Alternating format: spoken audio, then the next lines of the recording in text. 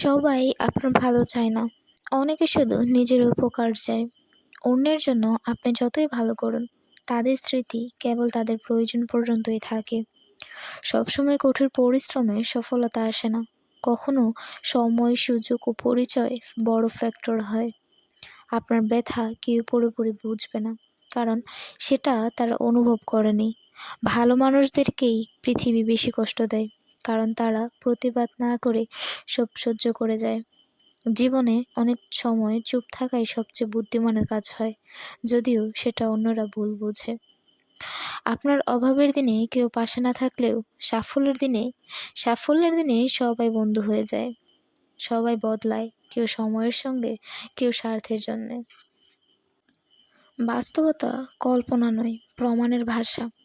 আমরা যা অনুভব করি তা সবসময় বাস্তব নয়, কিন্তু যা ঘটছে তা এড়ানো যায় না। বাস্তবতা সবসময় ন্যায্য নয়, কিন্তু তা সত্য।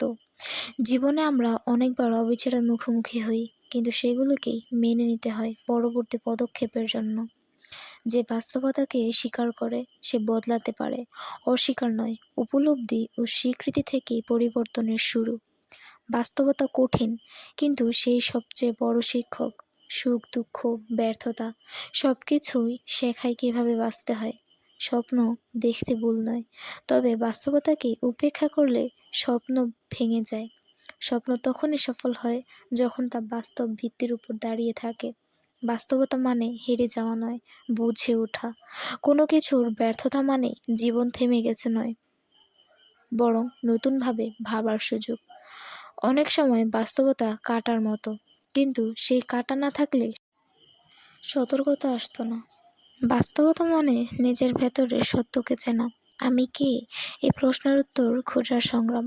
বাস্তবতার মুখোমুখি দাঁড়ানো মানে নিজেকে জানা। বাস্তবতা কঠিন, কিন্তু সেটি আমাদের সবচেয়ে বড় শিক্ষক। যারা বাস্তবতাকে চিনে, তাকে বদলাতে শেখে, তারা এগিয়ে যায়। নিজের বাস্তবতাকে জানো, মানো এবং যদি দরকার হয় পাল্টে ফেলো।